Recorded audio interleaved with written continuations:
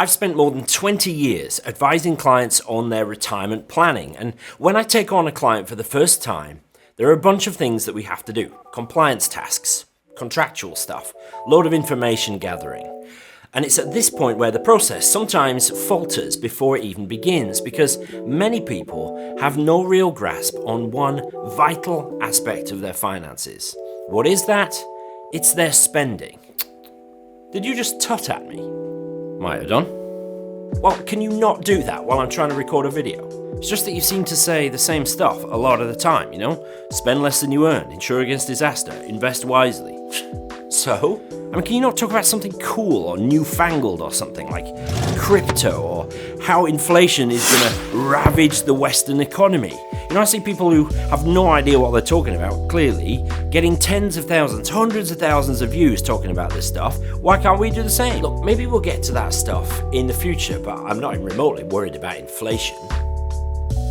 Look, the French writer André Gide said that everything that must be said has already been said, but since no one was listening, everything must be said again. Oh, and now we're quoting French writers. How very avant-garde. Look, let's just get on with it and roll the intro.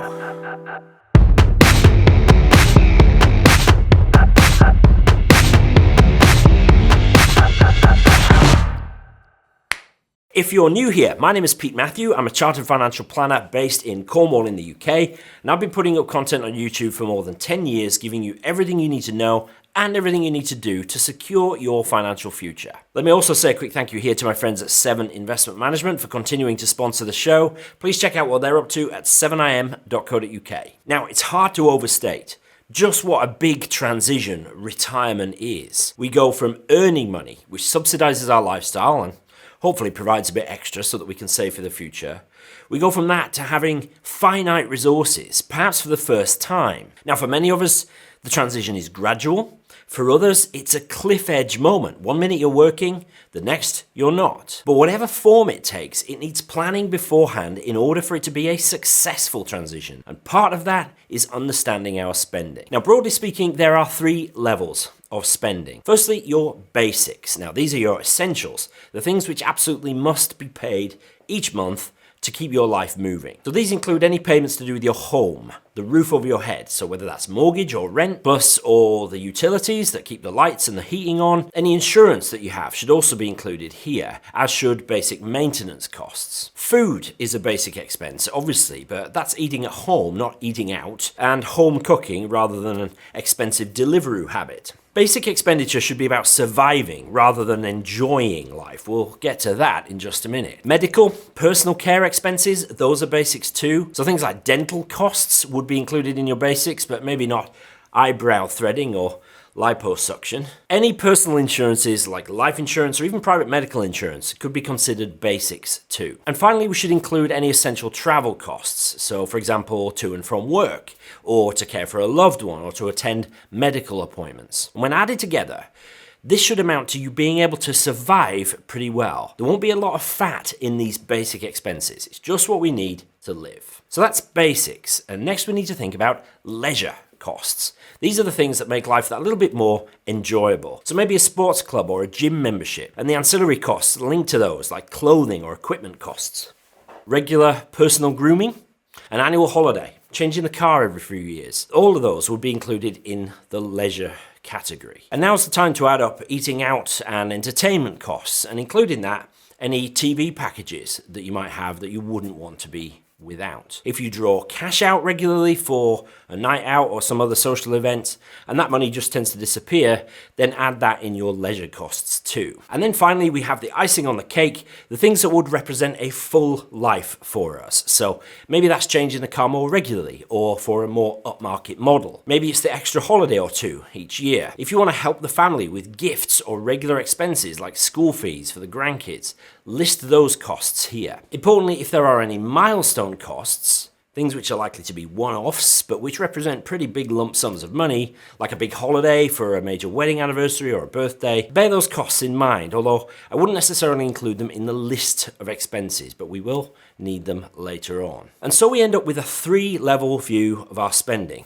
basics, leisure, and luxury, and from here we can begin to plan. So a quick note here on how to identify your spending. The first thing is to say that the only money that makes any sense is today's money. In other words, what these things cost now. We're going to be planning for retirement, and that might mean thinking about costs 30 years into the future. But we just can't think in those terms. We need to work in today's money. Next, with basic expenditure, it's likely that your current costs will stay much the same in retirement as they are while you're working, with a couple of key exceptions, of course. You may or you may not have paid off your mortgage by then. You know your individual circumstances. If you're renting now, you're likely to still be renting in retirement too, I would venture, so that wouldn't change. But you'll no longer be traveling to and from work, of course, if you're retired, so any commuting costs can be excluded. Other than that, you can use your current expenditure to populate the basics and leisure categories of your spending. When it comes to identifying luxury costs,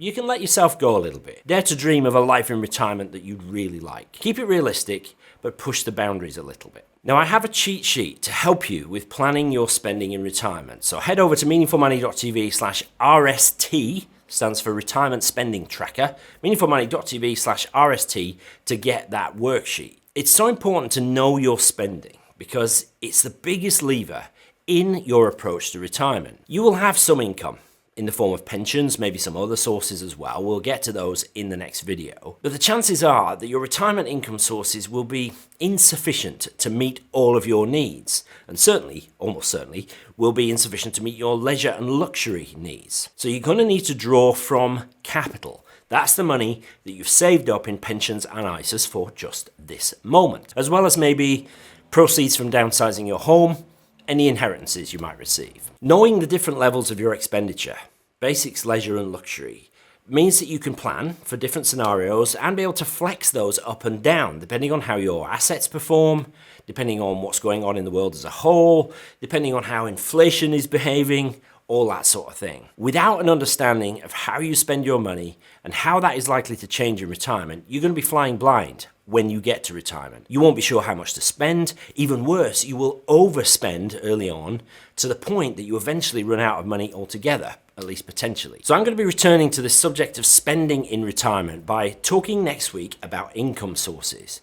But for much, much more on this whole subject, as well as really practical help with planning the perfect retirement, check out the new retirement planning course over at Meaningful Academy. We're going to be launching again on July 12th, 2021, and there's going to be special discounts and even the opportunity to win a free membership. So to be kept informed about that, head over to meaningfulacademy.com/Pete is handsome. It's true and you can't deny it. Okay, let's get to work then in nailing down where our money is going. It's so important to know that, whether you're on the cusp of retirement or if you're still in your 20s or your 30s, because all financial success comes down to managing your income and your outgoings. So don't forget the retirement spending tracker at meaningfulmoney.tv/RST.